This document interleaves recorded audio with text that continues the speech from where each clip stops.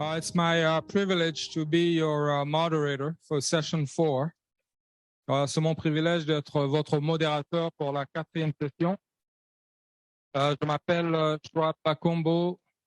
My name is Schwab Bakombo. I'm a third-year PhD student here at the University of Ottawa in population health. I'm also the research coordinator for the Interdisciplinary Center for Black Health under the direction of Dr. Jude-Marie Sena. Before we start, I would first like to introduce why our speakers are here today, and they'll get a chance to go a little more deeper. So we have 4 speakers talking on a project called IMARA, which is a project under the organization TAIBU. I got that correct? Yeah. Right. And first, we will call up on our first presenter, who is Petra Amoako. Hi, everyone. My name is Petra Amoko. My pronouns are she and her, and I'm affiliated with TAIBU Community Health Center, who I volunteer for. I forgot the rest of the million questions, but I can get into the presentation now and talk about TAIBU for a bit, for those who don't know. But I'll be speaking on the IMARA Peer Leadership Program and community building.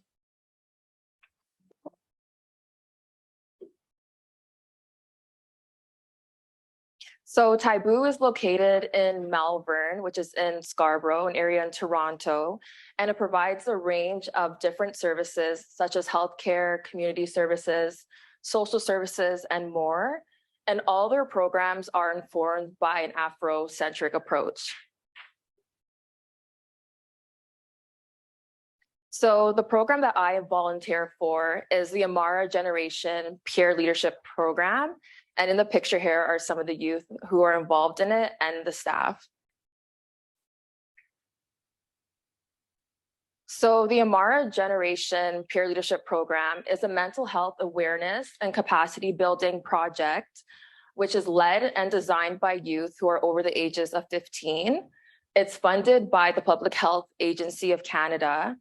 And the role I play within the committee is leading and designing and delivering Afrocentric mental health workshops and supports. And the goal is that these trainings will be delivered among the Black community and greater community. And there's another sphere of the program which involves peers and faith-based leaders, which May will speak about after me. So why is this program needed? So as we know right now, there is a youth mental health crisis, and that's due to different social determinants of health interacting with anti-Black racism, and it was also exacerbated by the pandemic. Also, Black Canadians are more likely to have poorer mental health outcomes, yet they underutilize mental health services, and this is due to various barriers. Another barrier that's not really discussed much, though, is mental health literacy within the Black community. And many members of the Black community have low mental health literacy. And it's important that we strive for high mental health literacy because it helps with awareness, our ability to support others, early identification and symptoms, and reducing stigma, and also help seeking. So this program combines 2 different approaches, a peer support approach, which is great for encouraging youth engagement and also reducing racial and ethnic disparities by providing culturally and developmentally appropriate supports. This is also a good model for the Black community because we are a collective culture in which we rely on group solidarity for our helping and our healing. We also use an Afrocentric paradigm within the IMARA Generation project. And this is beneficial because Afrocentric paradigms and mental health interventions is linked to greater usage of mental health services. So I just want to speak a bit about the staff that are involved in the IMARA Generation project. So we have a project coordinator, May, and a project assistant, Christiana, who are both here today. We also have a curriculum developer who's involved in developing workshops with the youth. And we have an evaluator and a mental health consultant who runs one-on-one and group sessions with the peer leaders.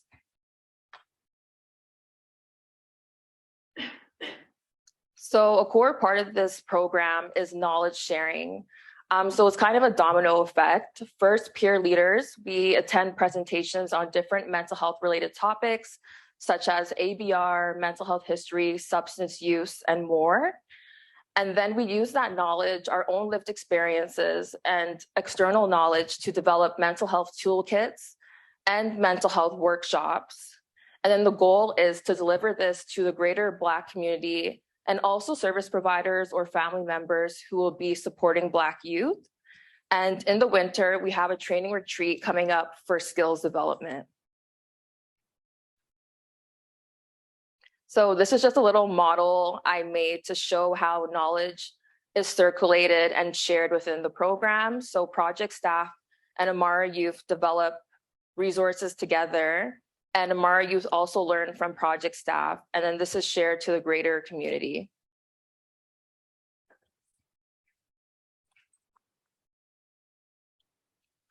So as I mentioned, in the winter, we'll be having a training retreat where we'll be developing our skills, such as developing modules, mental health safety. So if we're leading a session and triggers come up, how do we buffer that? How do we address that? Also compiling resources, evaluation, which will be led by our evaluator. We're also gaining teamwork skills, group facilitation, and art engagement skills.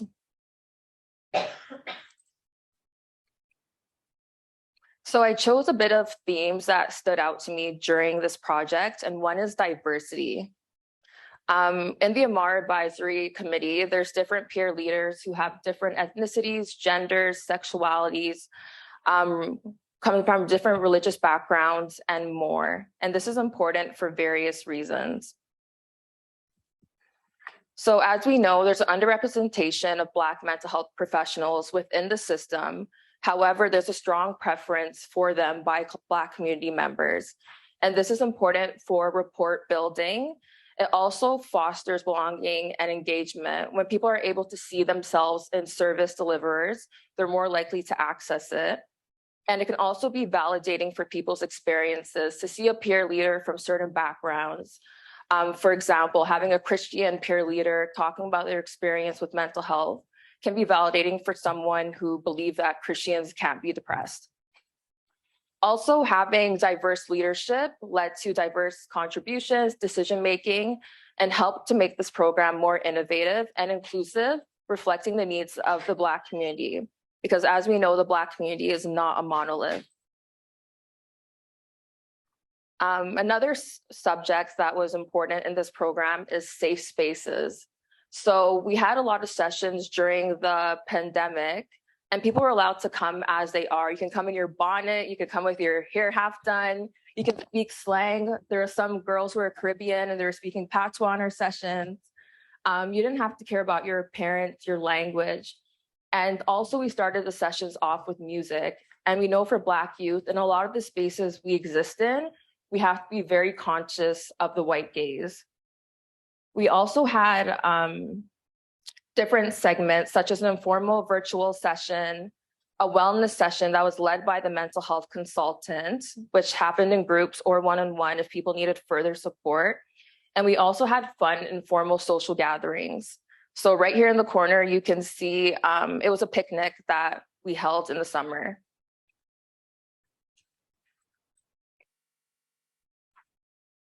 Another core part of this project is youth empowerment. In many youth programs, youth are attending just as recipients, but in this project, youth were able to be actors and active participants involved in decision-making, choosing how the program was going to go. There was also power sharing with adults and the project staff, where adults functioned as more so passive collaborators. And this project used strengths of the youth, where we're constantly asked, how can we contribute?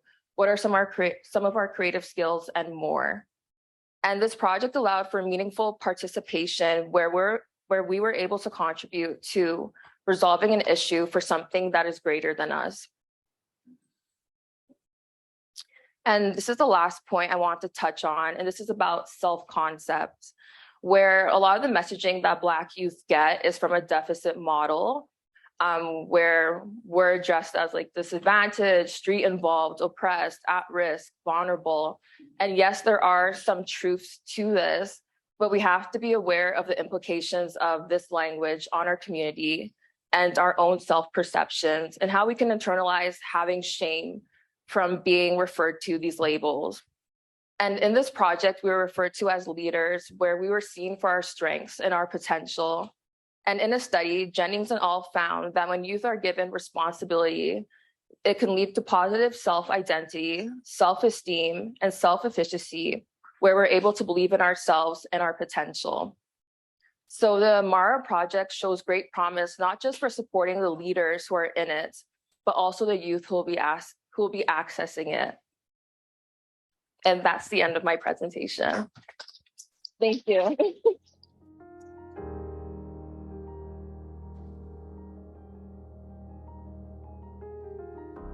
Our next presenter is the project coordinator for Amara Generation, and she's also from Taibu. And please welcome May Mohammed. Okay, hi everybody. My name is Maymuna Mohammed. I go by May as well. So you heard a little bit about the Amara Generation project and how the main aim is to build the mental health capacity for Black youth. But there are other parts of this project that aim to give the same treatment to Black parents and faith-based leaders. So we'll be talking a little bit about what those activities look like and the stories that we heard and the information we got from it. So a little bit about me.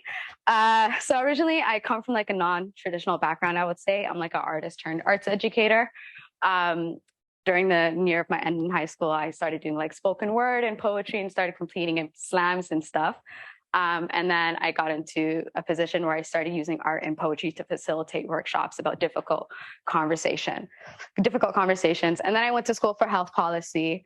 So the two worlds have kind of combined, and poetry kind of gave me that power to feel comfortable in sharing my experiences and my feelings. And then my education gave me the skills to actually name those feelings and experiences. So those two worlds combined, and I'm here at Taibu now, working for the Amara Generation project. So we'll talk briefly about the Black and parent caregiver community consultations, as well about our consultations with faith-based leaders. I am a poet, so we're going to talk a little bit about orature and mental health and oral culture and the importance of language as well, and what it means to secure our narrative using storytelling-based methods. So the Amara parent caregiver consultations, they essentially engage in mental health literacy building sessions. It was 6 sessions over 6 months, and they talked about and learned about anti-Black racism, how that presents in mental health, what is the relationship between the two, right? How to deal with microaggressions or being gaslighted when it comes to racism as like a parent in a school setting. What does that look like? Being taught advocacy skills so you can navigate those. So those same systems, the education system, the carceral system, the child welfare system. There were also conversations on parenting styles, personality styles, co-parenting strategies, and also how to recognize when their child is struggling. So the importance of acknowledging mental health needs of Black parents. We often hear that it takes a child to raise a village. And we all know that's 100% true. We use fancy words like adverse childhood experiences and things like that. But essentially, if that foundation for Black youth is not there, is not present, it creates a plethora of issues for the rest of their lives, right? If your foundation is kind of built of feathers or whatever, the big bad wolf of anti-Black oppression will come and huff and puff it down. So making sure that our parents receive that same education to be able to best support their children. It also disrupts intergenerational trauma. So when Black parents are given the opportunity and acknowledged within their own mental health, they can kind of see those patterns and be able to talk about things like texturism, colorism, fat phobia. What are these traits or stories or messages that we heard growing up, right? And how can they be harmful?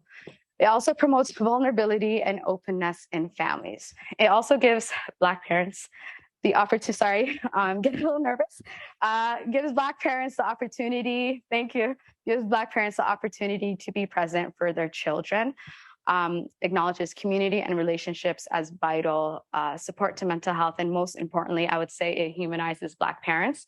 Oftentimes when you hear about mental health, it centers the voices of youth, right?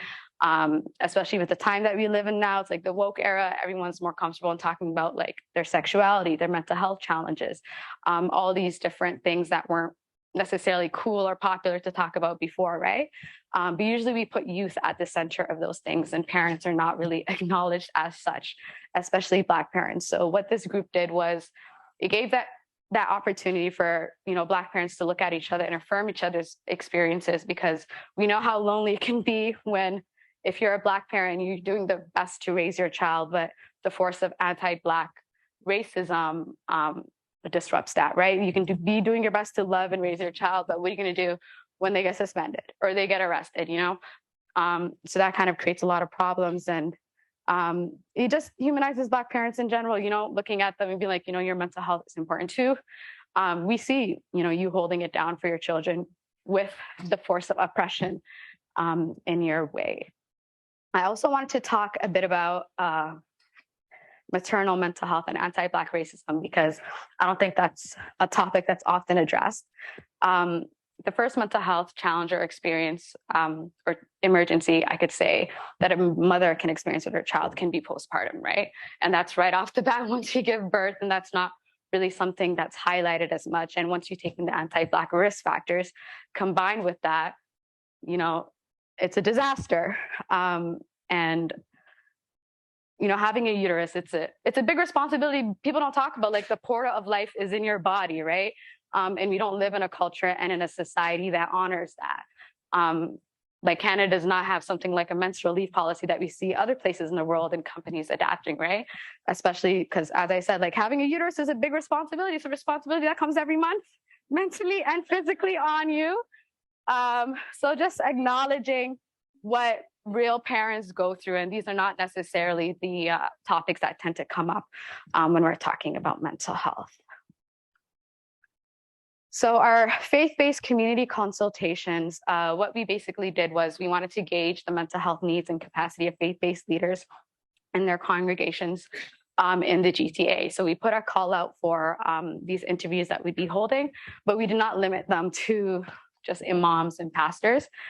We asked for faith-based artists, faith-based podcasters, youth leaders, youth program leaders, people that take non-traditional approaches, because we know sometimes you don't necessarily need to have a title to do the work, right? So we're able to get a plethora of different experiences and people that do different roles in faith-based organizations. And we heard a lot of different stories that I'll be sharing on later on.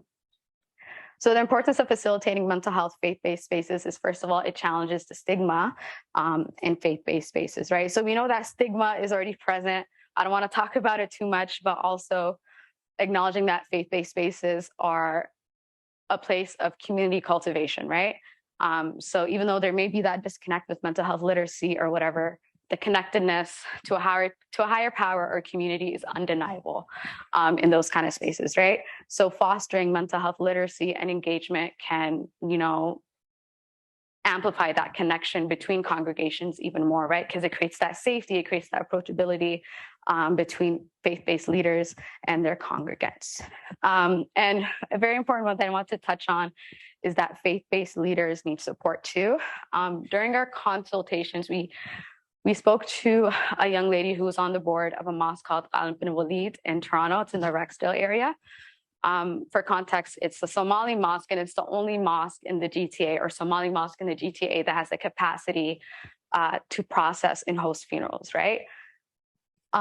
So there's a young man, his name is Ahmed, and he is a leader at his mosque. He runs a Sunday group called Brothers Belong, where they do their own type of workshop session. Sometimes it's like a basketball game, sometimes it's like a mental health talk, and sometimes it's like about religion and faith and how that can be used to kind of make better choices in life. what kind of steered Ahmed to do this work was that in 2019, he was in a car with 2 other people, and another car pulled up to them and shot them up. Ahmed survived, the driver survived, but the 3rd passenger did not, right? So that really pushed him and motivated him to have these kind of conversations with Black youth, specifically Somali youth that come to that mosque, to kind of, stop them from going down that path, or acknowledging that there are other paths and we can do some exploration to find them out. So this past summer, he put out an appeal for action, for the reason being that, sorry, it's a bit hard to talk about, but his brother passed away. His brother was shot and killed. At the funeral of his brother, a gunman pulled up and another young brother was shot and killed, right? So what do you say to these faith-based leaders that have to deal with these kind of things firsthand, right? Especially during the pandemic, and to be quite honest, or to be vulnerable as well, my cousin passed away at the beginning of the pandemic, right? He was also murdered. And with COVID and the limitations on capacity, it's like 5 people coming to a funeral. What type of pressure does that put on a faith-based leader? If you're going to a funeral and the family and friends that would have been there to, to give you comfort, to let you cry on their shoulder, are not there, what kind of position does that put in the faith-based leader, that now the responsibility of an entire community is on their backs, right?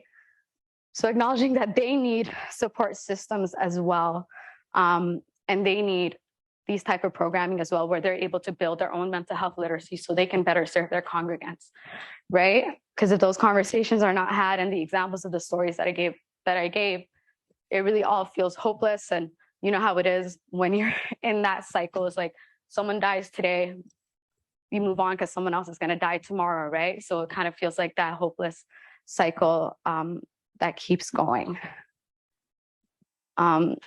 Also kind of acknowledge the vital role of faith-based leaders in mental health interventions.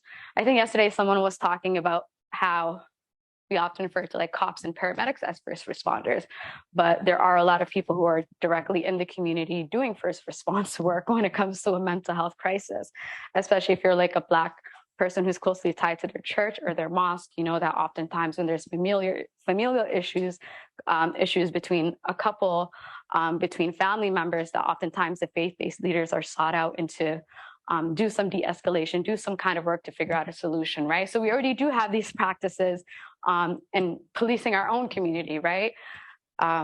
So kind of, bigging them up and acknowledging that they really do hold it down for people. And last but not least, being able to combine faith-based and mental health supports into one. They cannot be separated, especially if a faith-based space is dedicating to supporting people, supporting their mental health, cannot be left out at all. I want to talk a bit about orature and oral history. Show of hands, are folks familiar with like that concept, oral culture, oral history? Yes, no? Okay, a few different people. So this quote says, what am I to do with all of this life? And one important thing that we can do is talk about it, or the main thing I would say. So these are common elements of orature. So storytelling continues. The story, don't stop, won't stop. Competition, that could be within yourself, making sure that you're doing your best to, competing with yourself in a sense that you're making sure you're doing the best to represent your story in the most accurate way. It could be a competition in a sense if you're an artist, making sure that you have the best bars. Engaging the collective audience, rhythm, codification, movement, music, social commentary, vernacular, resistance, call and response, and language. I wanted to bring this up because we can use what's most familiar to us to heal us, right? And these are elements that if you had grown up with Black parents, you probably, storytelling doesn't stop. Whenever I go to my mom for advice, she'll somehow come and be like, oh yeah, there's a girl, she's your age, and she had the same problem. I'm like, what are you talking about? You just made up a story just to give me advice, right? So all these elements we've seen in our parents growing up, right? You see it in the Black church in the way congregants are addressed. You see it in art spaces. You see it in our music. You see it in our movement. So as I said, using what's most familiar to us to heal us is very important. With that being said, I want to play this poem. It's by a very talented poet called Joyce Lee, and it's called My Fear of Becoming a Mother. And I think it really speaks to how much of a force anti-Black racism is when it comes to parenting. And yeah, I'll just play it.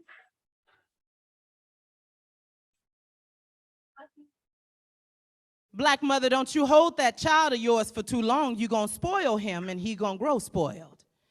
And then there'll come a day when he'll walk outside your front door into a world that rejects him completely. And then he might hang himself for feeling. You got to love him at arm's length. Punch him in the chest occasionally. Tell him he ain't shit. That way he'll survive. Sister, don't you make that man feel like no king. The day will come when he will surely discover that you are the only thing that he can rule. And he might curse and beat you for all of the things that have cursed and beat him. Sometimes love has a hard way of recycling, like birth. And sometimes life comes at you wrapped around your neck like an umbilical. And that same life can end with a noose or a bullet. But we're not in charge of life or death, only love, Father. Black father, don't you love that son of yours too hard, it'll make him gay. And the world already sees you as less of a man as it is. You got to be tough in everything you do. Refer to even the slightest touch of skin as a pound. Show the world that the most feminine thing about you is your mother, because you knew she loved you sure, even though she feared to love you too hard, mother. Don't you let that little gal of yours too far from your sight. She hanging around them toe-headed boys. She gonna end up loose or queer. And watch out for them fast-tailed girls she been rolling with. They'll teach her how to talk herself out of every chance of marrying. They'll teach her to love herself till her head grow the size of 4 asses. And then ain't nobody gonna know what to do with her. She'll feel like she don't need nobody. She'll grow all stiff-necked and big-bellied and have a son and raise him with another woman. And they'll be so disappointed when the world shows them that the child was never theirs. Our children are only here for the lynching.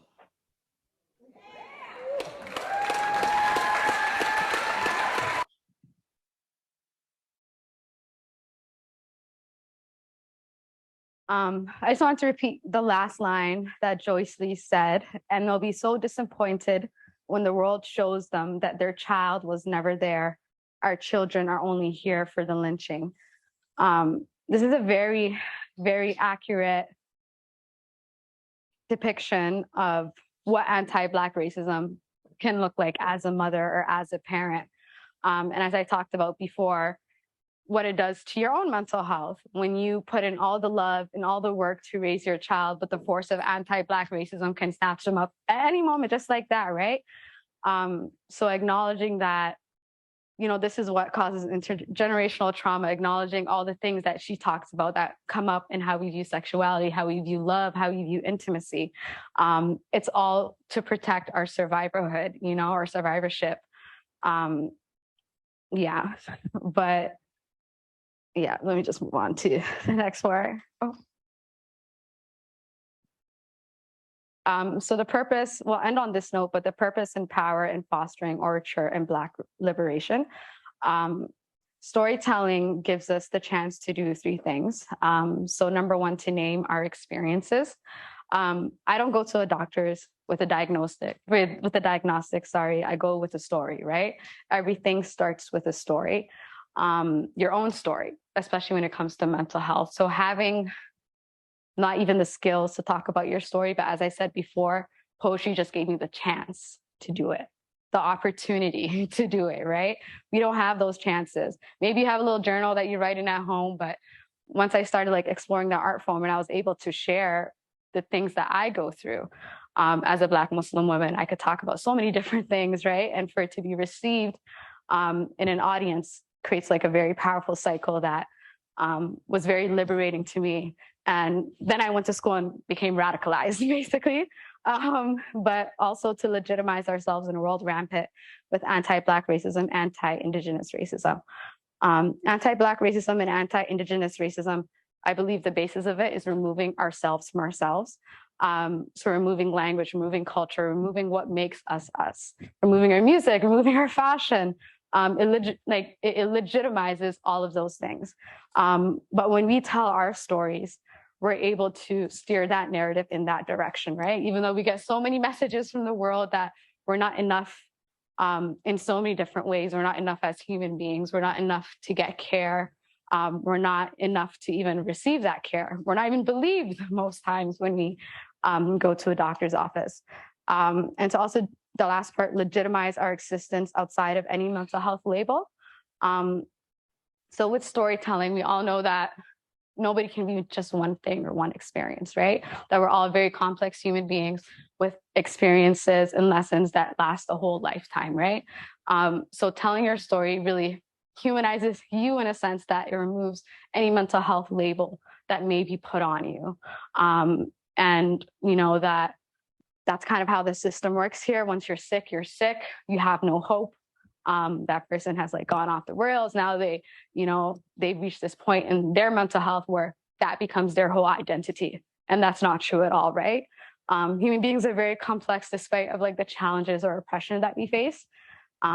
So fostering this is really important because it leads to Black liberation in the end, I believe. A big part of our resilience is storytelling, is art, right? That has held us down for so many years and is going to hold us down for years to come. But once we all get on the same page that I'm comfortable enough in telling you what's going on with me, you'll feel comfortable enough in doing the same, right? And then we can mobilize, and then we can network, and then change can happen because change is in the numbers, right? So it really gives us the opportunity to talk about things in a way that are not so daunting. I want to end with this quote. If you're silent about your pain, they'll kill you and say you enjoyed it. Zora Neale Hurston, one of my favorite writers, and something is very important about documenting our stories as well. Data doesn't really consider anecdotal evidence as legitimate, I would say, but the proof is in the pudding. Zora Neale Hurston even has, in the 1920s, she wrote the Glossary of Harlem Slang, right? And now when I look back and look at that Glossary of Harlem Slang, a lot of the slang words we use today were used back then. You know, I wouldn't have known that. I would not been able to make that connection, right? So understanding that there is great purpose in telling our stories, and there's a reason why they're delegitimized in the academic world or whatever, that we need numbers, we need charts to prove something when someone can just stand in front of the room and tell you what's happening to them, right? The St. John's Ambulance has now a community of practice for the accidental overdose, I think. And in August, it was the International Overdose Awareness Day, and I led a poetry workshop for them. In that poetry workshop, do you guys know the song Lighters Up by Lil' Kim? Yeah, okay. I played that song for them. But as we talked about the elements of orchard before, it captured every single thing. And the things that Lil' Kim talked about in the song, in my opinion, it could beat like 100 academic papers because the proof was there. Her lines like, the police stay on us like tattoos. What does it mean when you're in a surveillance state and the police are watching us all the time, but they're not helping us, right?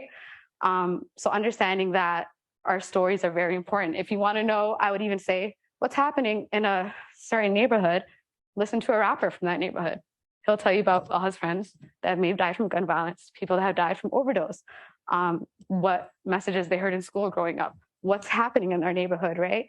So paying attention to what people are saying and using that as proof enough when it comes to mental health. Okay, and MR wouldn't be possible with a youth advisory committee. Lilia, Simone, our mental health consultant, Neil. Special thanks to our parents group, Taibu, community partners, and PHAC. But yeah, thank you so much, y'all.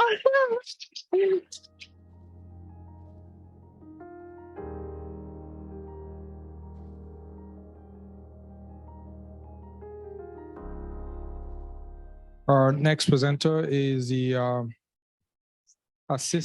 administrative assistant and program facilitator at Imara Generation Project at Taibu.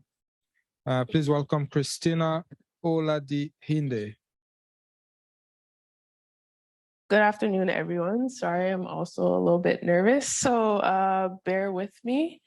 So today I'll be presenting for the Amara Generation Project, recognizing art-based approaches in navigating trauma and identifying barriers. So I'm just going to do a brief introduction of myself and then kind of go through the application of our current barriers, our programming, the benefits of arts-based approaches, and the final points and takeaways from the project. So a little bit about myself. My name is Christiana Ladende. I am the program assistant and facilitator of the Amara Generation Project. I studied at U of T with an honors Bachelor of Science. And actually, I did start this project as a youth advisory committee participant. So I've been with the project for about 3 years now.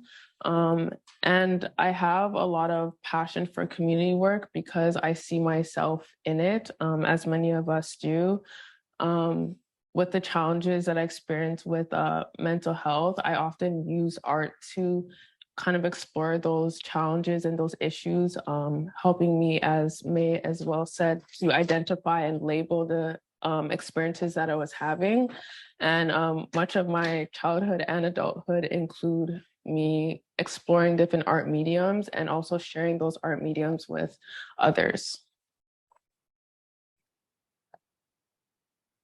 So this is the Amara Generation, some of the participants. So I just wanted to start off with this quote that reads, "The Black artist is dangerous. Black art controls the Negro's reality, negates negative influences, and creates positive images," by Sonia Sanchez.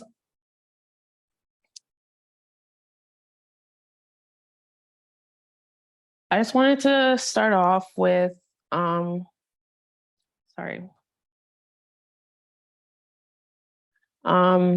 just expressing some current barriers that Black youth face. As we said, that our project focuses on the ages of 15 to 24, and a lot of the barriers consist of longer wait times, having access to mental health literacy, as Petra explained, geographical challenges, access to resources, lack of available Black mental health professionals, and so on.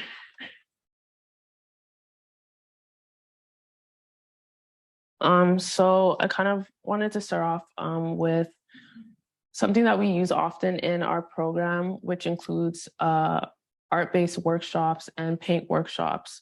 I've directed some of them as well as other guests. And this workshop in particular was to really create and see ourselves as royalty. It spoke a lot about identity and essentially sometimes there's a lot of focus on our color or our features and not enough about who we are as people. So I wanted to really explore and on the crown and how we wear it and how we see ourselves. And in another workshop that we did, we were able to paint Black Panther, and it really again was a connection to the media and the things that are empowering to us as well. And this workshop wasn't only about kind of using the medium, but it also gave youth the materials as well. A lot of youth don't get the opportunity to even use like paint or use canvases as well. So it was a really great way for that to happen, and to also connect with one another in different ways. So I wanted to use one of the principles, the 7 principles, Kumba, which also means creativity. I feel that sometimes we trump other principles over some, and I really wanted to highlight that this principle exists to do as to do always as much as we can in the way we can in order to leave our community more beautiful and beneficial than we inherited it.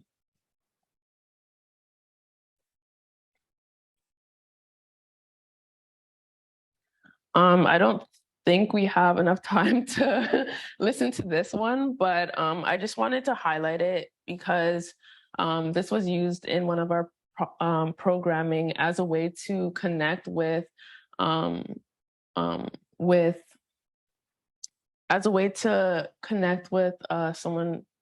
sorry.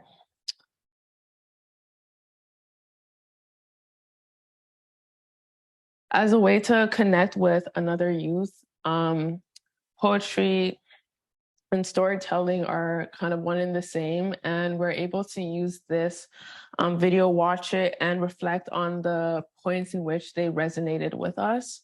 I think that's so important. And one quote by Amanda Gorman says, "Poetry has never been the language of barriers. It's always been the language of bridges." And I think that's so powerful and really reflective of the way poetry acts. Another activity that we had done was a photo voice activity. And if you're not familiar with that, it's essentially picking a photo that truly explores your voice. I really wanted to use the word voice, and in the way that choosing a photo that explores your voice and represents your voice and on a particular theme. So this photo was chosen by one of our participants, and they left a message behind, and that theme was, what does mental health mean to you? And the photo reads, "I chose this photo because mental health in the Black community is not always something that comes to light, so the dark clouds represent that. Although it is coming to light now, it's only time that will tell when we will see a clear cloud, which is admitting that we are also affected with mental health, either good or bad. Being able to sit down, talk about it, and don't be in denial about the matter. If we don't get down to the nitty-gritty of mental health in our community, all those clouds will be even darker than how it was, meaning we would have to start from square one, like it is getting from a storm, for a storm." Another photo that was chosen. The reason why I chose this picture about Black mental health is because it shows that Black youth are not alone and can seek comfort from those who are from their race and not be judged for what they have or bring to the table. Through these activities, you can see that in the first picture, we were talking about acknowledging Black mental health. That was very clear and stated through the photo. Another approach to how we could truly express ourselves and express the challenges that we're going through. And through this photo, we could see the value of representation when it comes to Black mental health and how supportive it is. The last activity I wanted to present was essentially a kind of a call for poetry, and essentially was like kind of finish a sentence activity. And it ended up creating a bunch of little snippets of poetry. The sentences included what Black people want, what Black people need, what Black people are, and we even expanded it to Black youth want, Black youth need, Black women, Black men, Black parents, Black mothers, Black fathers, and the list goes on. This is just even like a short clip of it. It got pretty extensive and it was really beautiful. So I'll just read one. Black people need rest. Black people are excellent. Black people want peace. Black people want reconciliation. Black youth want community, and Black youth need Black youth. So this is another form of the way poetry was used within our project.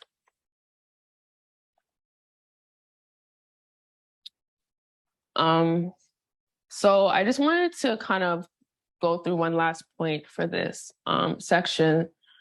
So there are 1,000 to 2,000 different African languages. I'm sure there's even more than that we are not aware of. But I just wanted to ask a question. How many of you have direct translations for terms like mental health, depression, and or anxiety, like a raise of hands? Okay, so with that being said, art is a great expression of language. Art is truth and art is vulnerable. When we think about how we connect with one another, as May was saying as well, and as many of us know, art is a way to, feel represented, a way to communicate to one another, a way of expression, a way of connecting back to our roots. I believe that art is truly in our DNA in some shape or form. And I'll be speaking a little bit more about that later as well. So some benefits of arts-based approaches include being in control of your own story. Much of our stories are controlled by others. We experience various labels, stereotypes, and as we know, we're not a monolith. We experience these things that do not truly explore our story. Many art forms are a combination of the visual plus the storytelling, which allows us to develop our own story in confidence. Another thing is self-identity. As we continue to discuss the different intersectionalities of our Blackness, we cannot expect to explore our Blackness in one way. Art provides an opportunity to explore, for example, myself, Nigerian Canadian, or someone who is Black with disabilities, and the list goes on. I won't get too much into storytelling, as May did a wonderful job of explaining that. But it's also a benefit of amplifying our voices. This speaks to youth who have learned to keep silent, who have been taught to be silent. This speaks to youth who have been searching and trying to find spaces to speak. It creates opportunities for us to express our experiences with anti-Black racism, and it creates opportunities for us to learn and to share and self-advocate. It encourages community by maintaining safe and supportive environments. It provides a sense of belonging when we can connect with each other, and it also provides a sense of trust and vulnerability. When we really kind of take the time to reflect in different artistic ways, like poetry, through dance, through song, it can be really challenging to do those things as well. You really have to engage in your vulnerable side to really explore who you are as a person with other people. And it makes it all the more better, again, when we see that representation within our communities of other artists exploring themselves as well. And then through that, you get a sense of collective healing as well, through different events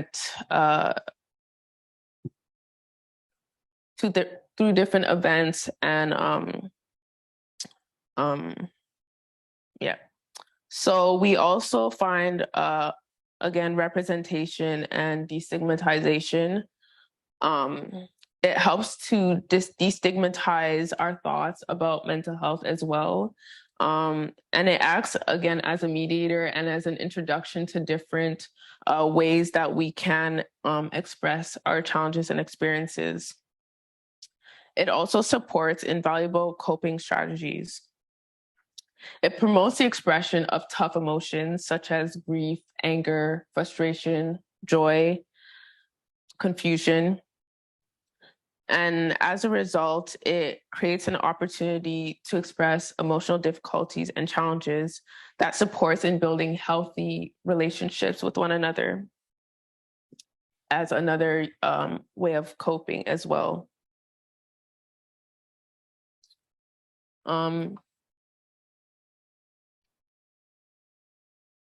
So for a study Participation in arts activities can have a positive effect on self-confidence, self-esteem, relationship building, and a sense of belonging, qualities which have been associated with resilience and mental well-being.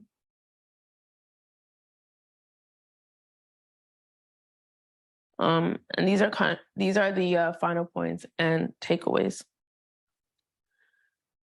So when we talk about prioritizing Black youth, we can't forget that or ignore our interactions with developing technology, developing arts. One type of art that has become popular, at least within Toronto, and I feel all around the world, is Afrofuturism, which is art that explores our future selves and who we want to be and where we want to be.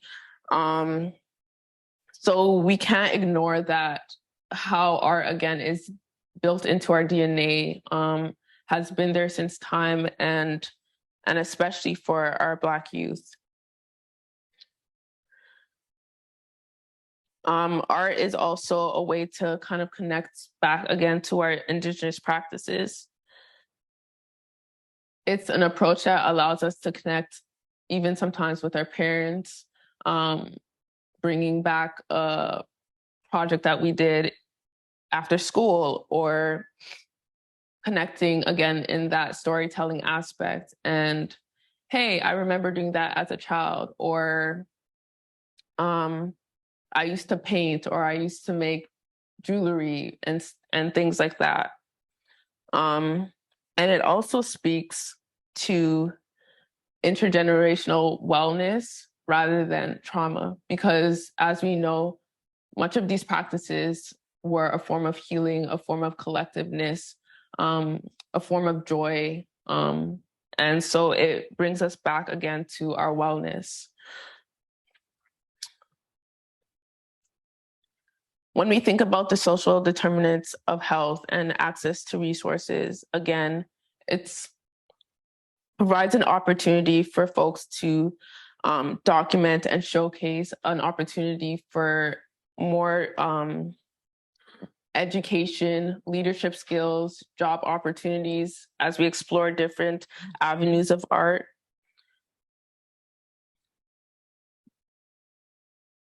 And I also wanted to speak about something that I took from the project, which was to take up space. It allows us to highlight the excellence within us, to take up space through activism, to take up space through our voice, amplifying our voices, and in several different ways. And my two last points are kind of, again, having the importance of not only the art, but also the mental health side of it and joining it together.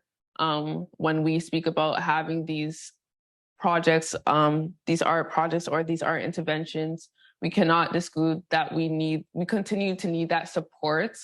If it's especially when we're exploring traumatizing things, it's very important to gain the support of a mental health consultant, specifically a Black mental health consultant, in order to stray away from re-triggerizing and re-traumatizing.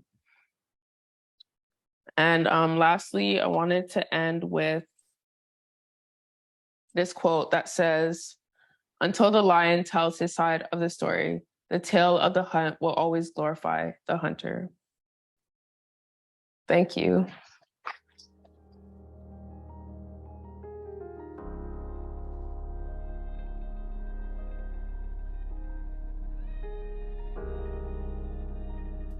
So we have our final presentation for the evening. Doctoral student from the School of Psychology at the University of Ottawa, Elizabeth Dromer, will present on psychosis in Black individuals in Canada, current status and perspective. So I'm happy to be here today with you. My name is Elizabeth, or Liz. I am, like they mentioned, a doctoral student here at the University of Ottawa. I'm in the V-TRaC lab with Dr. Jean-Marie Sinha. He's my supervisor, actually. And today what I'm going to be talking to you about is psychosis in Black individuals in Canada. And really, we're going to have a look at the current research, what we know about it currently. I wanted to acknowledge my co-authors. There's quite a few of them, but the work that we do at the lab wouldn't be possible without all of our volunteers, the other students, Jude, we work with librarians as well. There's so many people that are involved in these projects, and it's so important that they're acknowledged too. And also some of them are here, you know, all the staff are involved. So I'm just really happy to be here and present the work that we've done together. Okay. So before we get started and going into the data, I want to talk a bit more about what psychosis is, just as a reminder for everybody. So psychosis is basically when somebody starts to have symptoms that disconnect them from reality. So that looks differently based on different people. It's a condition that is part of different disorders. So you can see it in schizophrenia, bipolar disorder. Those are just a few examples. On the right here, you can see I put a picture of different symptoms that you might notice of somebody who is experiencing psychosis or starting to experience it. So why did we study psychosis? Well, we know that in Canada, there are 3% of people who will experience it in their lifetime. We don't know very much about what that means for Black individuals in Canada, though, because as we all know, Canada has this colorblind approach to research where race-based data is not being collected. And so we don't know what it is like in Canada, but we know that there are important health inequities and inequalities because we have data from the US and the UK. And it's important that we understand what the current Canadian state is like because we need research on psychosis to be able to have better treatment, better care, to be able to support policies. It's important to have this information. And so that's why we wanted to study this topic. So what do we want to know? Like I said, we wanted to identify health inequalities that exist, health inequities in Canada, in Black communities. And the question that we had going into the review that we did was, what is the current state of research on this topic? What do we know right now? And how we did that was a scoping review. So you might have heard of systematic reviews. Scoping reviews are kind of like systematic reviews. They're just broader. It's when you don't know as much about a topic yet. And it's really a way of seeing where the gaps are in the information that we have. What do we know and what do we not know about a topic? So what we did is that with the help of a librarian, we had a search strategy that was developed. So a search strategy are basically keywords that we put into like databases, and I named a few. And we look at, okay, what articles are coming out? What is out there on this topic? And we didn't have any limits on database in terms of language or dates, but some of them, just because they're databases in academic settings, are limited to scholarly journals. So some of the gray literature, so less we'll say academic stuff, might not be showing up in our search, I guess. And we did that search from December 20th to 21st. So that's when we went on the databases and looked at what was there. So there might be new things since, and we wouldn't necessarily capture that because of when we did the review. And just as what did we do? We imported all those citations to Covidence, which is like a software that we use to manage all the citations that we have. So the studies were screened by research assistants, and then conflicts were resolved by myself and also Wina, our lab coordinator. And we had 4 big criteria for selecting studies. So obviously they needed to talk about psychosis. They needed to talk about the nature of psychosis, the prevalence, or the risk and protective factors, or a combination of those. And really importantly, it needed to be conducted on Black individuals in Canada. So we needed to be able to see data in there about Black individuals, not just like racialized individuals as a whole. We really wanted to look at Black communities. And then because we only speak English and French in the lab, well, I only speak English and French, we limited the results to those articles in that language. In terms of methods, it was very open. So it could be quantitative, qualitative, mixed methods. That didn't really matter. That wasn't a limitation. And so what studies did we include? So we have this nice little flow chart over there. And you can see that we started with a lot of studies, so over 5,000.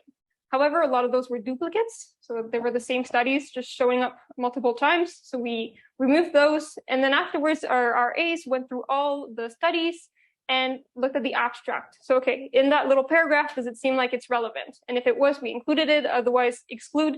And we did the same thing afterwards with the full text. And what we ended up with was 16 studies that were eligible for a study. So it went very narrow, we'll say. So of those 16 studies, one of them was qualitative, one of them was mixed methods, and 14 were quantitative. So a majority was just based on numbers.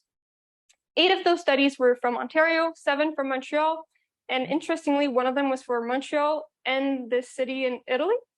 So that's interesting to see. And the studies were published between 2005 and 2022. So what did we find? So I'm about to present to you a bunch of data, a bunch of numbers. I'm trying to make it interesting because it is interesting and it's important to know these things, but it is very much based on, numbers. And so just keep that in mind. I've tried to separate it into different categories that try to make sense of what we found.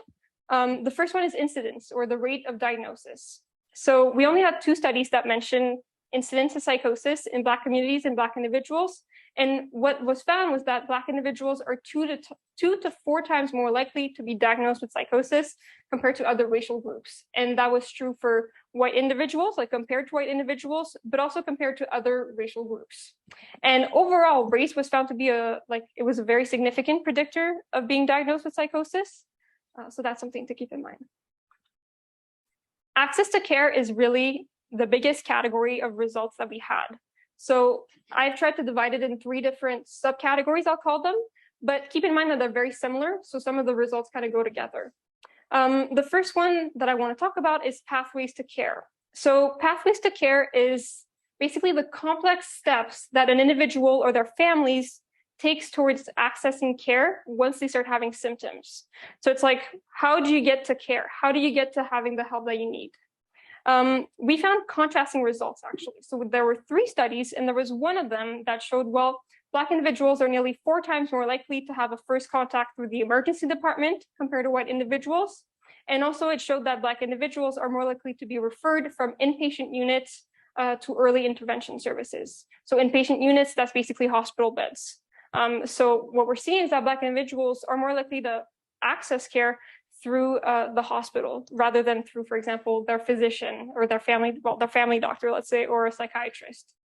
And the thing is, the other 2 studies didn't find the same results. They didn't find statistically significant differences. That does not mean that those differences aren't there. Like one of the studies, for example, in the limitations, they mentioned that they did not have enough participants to actually have what we call power in statistics to show that there is a difference. So there might be one, and they're just not capturing it in the sample that they have.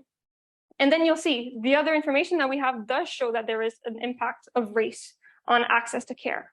So in terms of coercive referrals and interventions, there are 3 studies, and they found that Black individuals with psychosis are more likely to be brought to the hospital by the police or by an ambulance, and so that's against their will. And also, those who experience first-time psychosis are 3 times more likely to be referred, but also treated via coercion. So that means they're being forced either by the police, somebody's calling an ambulance, or there's a court order for them to go and get treatment. They're also 3 times more likely to experience legal coercion with court involvement. So that means that the legal system is involved more often than with other ethnicities or races.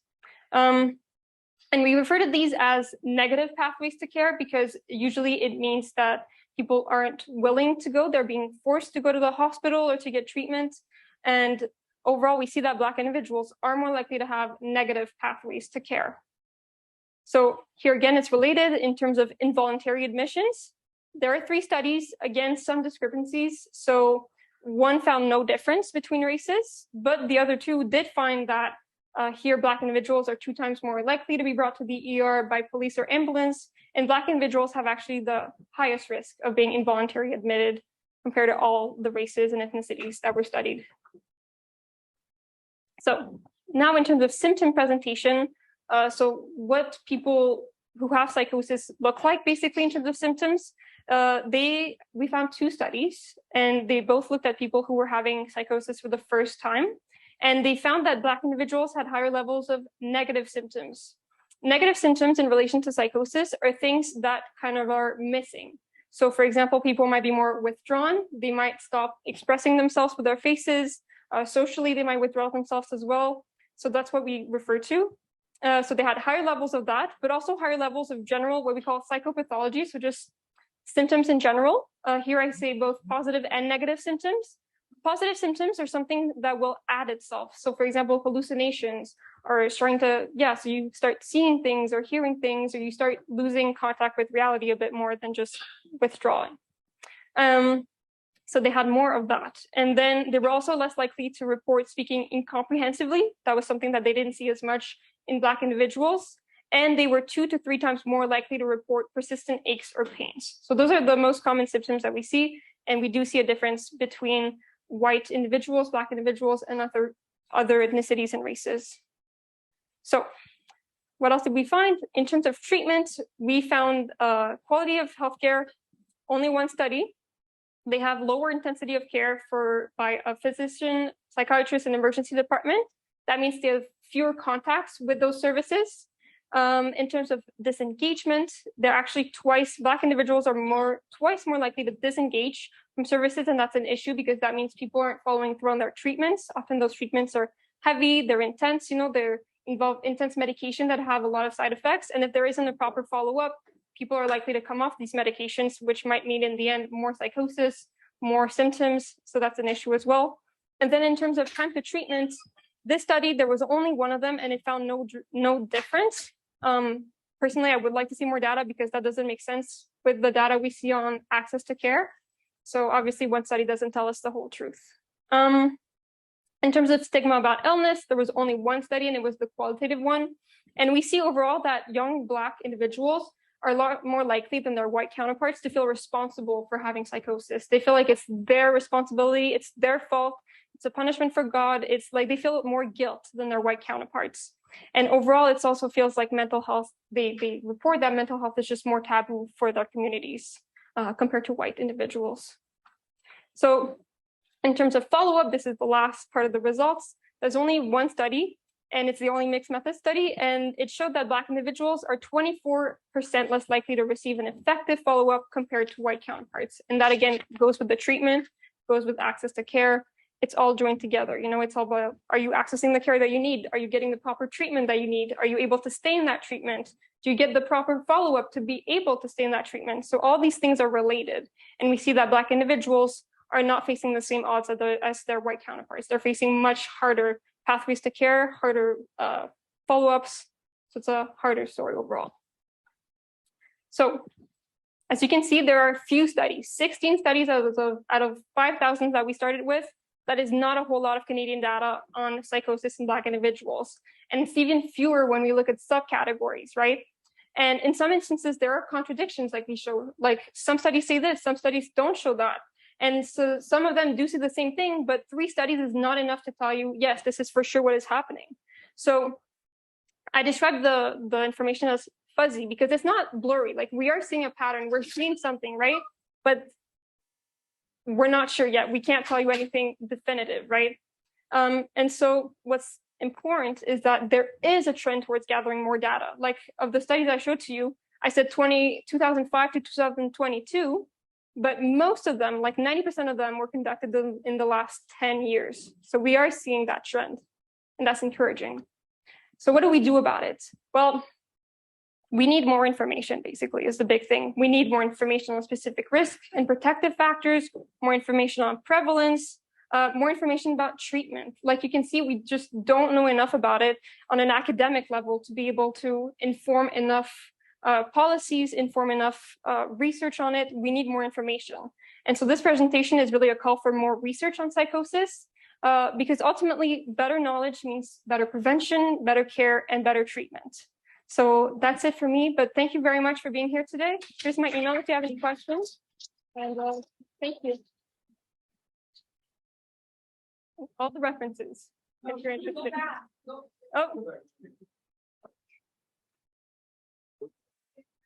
Oh yeah, and I have cards too if you want. So. Yeah. Sure. It's all right.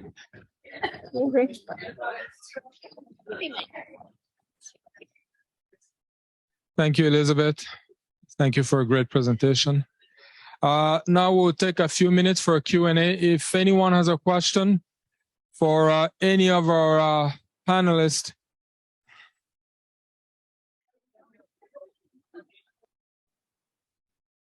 Hi, everyone. I want to commend you all on some really awesome and amazing presentations. Thank you so much for taking the time to speak with us today. My question's for Elizabeth. Thank you for doing a scoping review. I think it's really important to have more information on the aggregate about psychosis. I'm wondering what impacted your decision not to do gray literature and what you think the impact might have been on your results. Sure. Well, so like they mentioned, right, gray literature can involve a lot of testimonies. And that is precious information, right? Even though it is anecdotal. And yes, in academia, you always see it at the bottom of the pyramid of evidence. It is really important information. And so what I'm showing you is numbers, right? It's very generic. I'm not showing you stories. I'm not telling you what that looks like in people. And that is definitely something that we're missing. More of like the human part of it, I would say. I'm just showing you numbers. But there are people behind those numbers, you know? And why we didn't include them, that's a really good question. I think that's just... I think academia doesn't like gray literature in general, doesn't see it as good evidence. And also there is so few research on this, and even in gray literature, I don't think we would have found that much stuff sadly yet. But I think in the future, if we add to it, definitely gray literature would be important to add. But thank you. Thank you.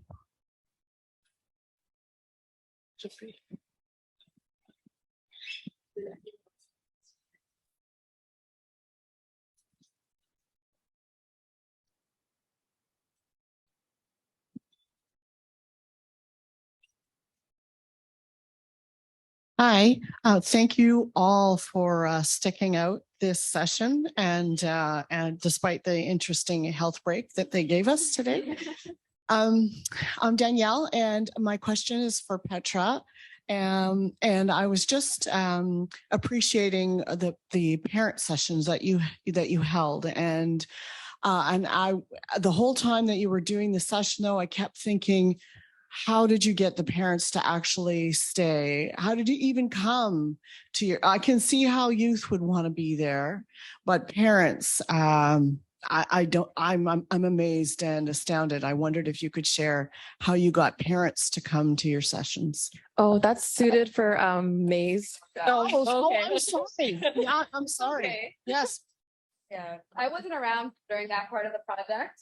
Christiana was, so I'll tell. One thing that we did for sure was kind of broaden the idea of the parent, because we understood that, of course, there's many people in the village that help raise the child.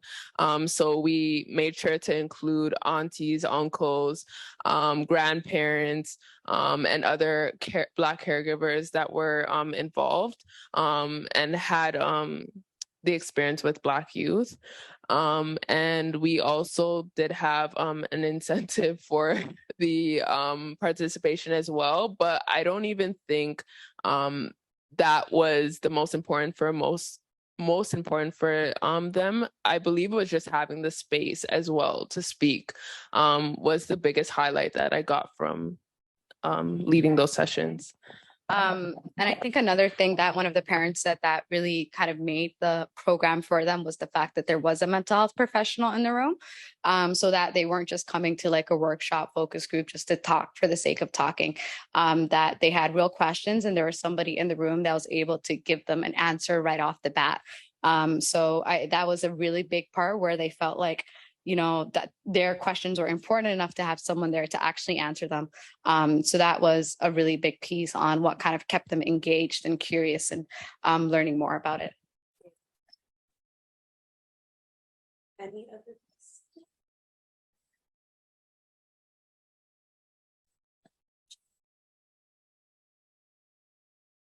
Thank you. Thank you. My question is for Elizabeth. I'm sorry I was hesitating because in English is more difficult for me and now I'm tired. But I don't know if everyone understands though. Sure. Is it okay for everyone if I speak in French? OK, merci. On vient de la clinique de premier épisode psychotique à Montréal, la clinique Jacques. Puis c'est un sujet qui nous intéresse beaucoup, là. On attendait cet atelier-là. Puis il y a un truc, je m'occupe aussi je suis responsable de la formation continue pour toutes les cliniques de premier épisode psychotique au Québec. Puis je suis sur le CA de notre association au Québec. Fait que c'est vraiment un sujet d'intérêt pour moi d'essayer de développer l'awareness puis la formation continue des intervenants dans les cliniques PEP, puis de voir comment on peut faire changer les choses. Puis moi, j'étais vraiment partie justement d'une étude qui avait été faite par des collègues à Montréal qui démontrait qu'il y avait, c'est ça, on sait déjà par les études anglaises que les jeunes noirs arrivent davantage par les forces de la police puis les ambulanciers dans nos services. Ça, c'est quelque chose qu'on sait, mais de lire que même quand ils arrivaient dans nos services, il y avait plus de coercition. Moi, c'est quelque chose qui venait beaucoup me chercher, puis je me disais, sur ça, on a un pouvoir, on peut faire quelque chose. Mais je travaille avec une chercheure dans ma clinique, puis elle me disait, les études, ils n'ont pas démontré ça exactement. Souvent, quand ils vont démontrer qu'il y a plus de coercition dans nos services, ça implique la coercition en général. Fait que ça implique que les jeunes ont été arrêtés dans la rue par les policiers pour d'autres raisons, criminalisés pour d'autres raisons. C'est pas spécifique sur les ordonnances de traitement. Je voulais savoir si vous aviez trouvé des études dans les 3 études. Là, est-ce qu'on parle d'ordonnance de traitement vraiment ou on parle de coercition par la police en général? Merci, c'est plus facile. Non, oui, c'est une très bonne question. C'est intéressant parce que si je me rappelle bien, en fait, dans les 3 études, c'était surtout par rapport à la police, par rapport à, comment on dit en français, court order, les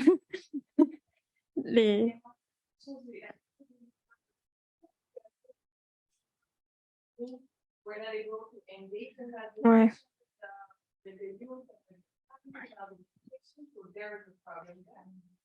Non, tout à fait.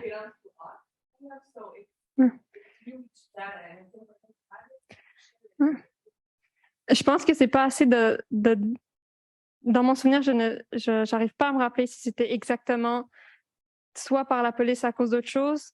On pourrait tout à fait s'en parler, puis je peux même vous envoyer les études dont je parle, justement. Ça peut vous intéresser.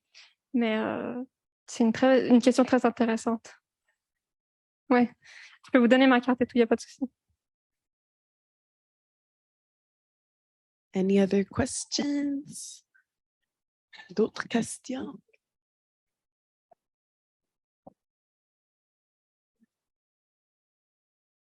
Hi, thank you so much for your presentation.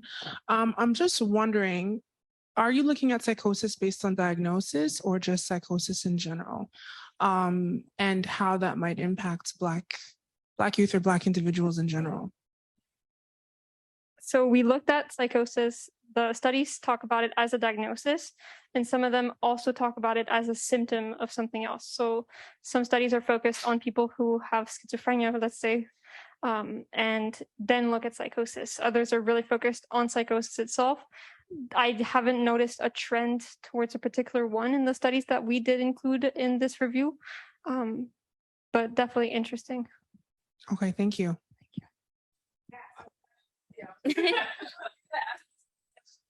Yeah, thank you. I was wondering if anything came up about drug-induced psychosis, because with fentanyl and carfentanil and all these other drugs out there on the streets and people lacing each other and trying to kill each other or incapacitate one another, it's a big thing that's been going on now, and a lot of people tend to either overdose or get into psychosis or be diagnosed with schizophrenia. So if there's any kind of information or research coming from the drug-induced psychosis, whether it was intentional or not.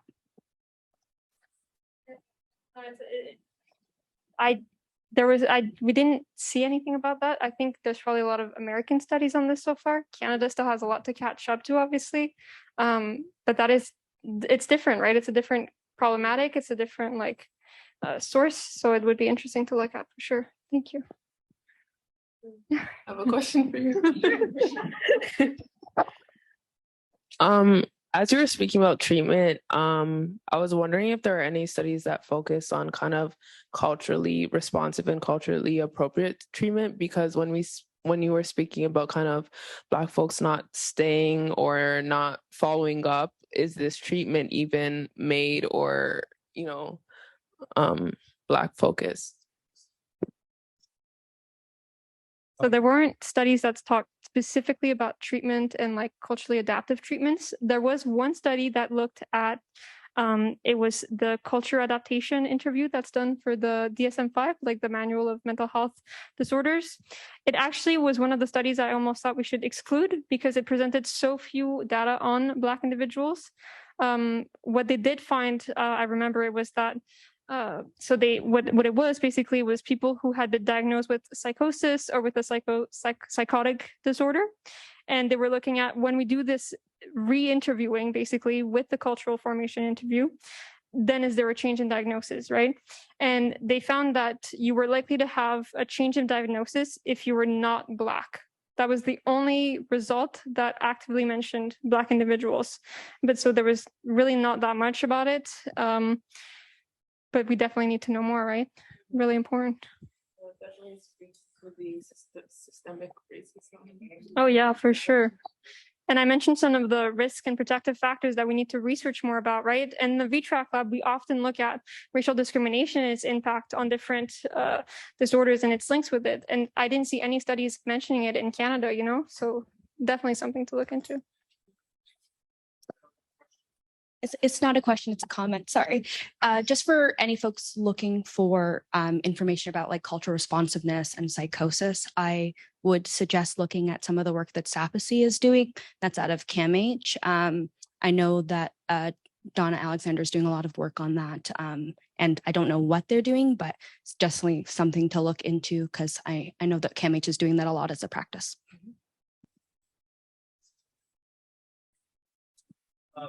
Yeah, there are CAMH, but also in Jewish in Montreal with Lawrence Kimeyer and Eric Jarvis, but they are not well documented.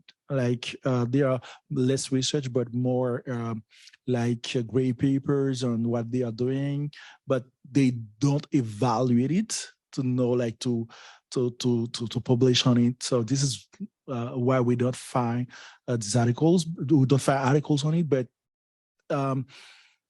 I think there are a lot of people who are trying to do things. They are in Jewish, but also in children in Montreal.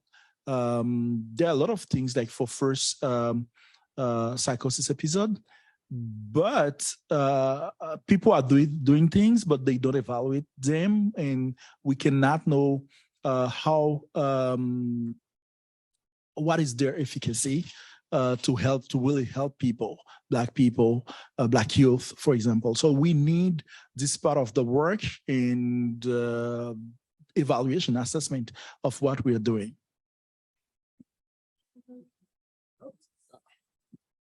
Any more questions or comments?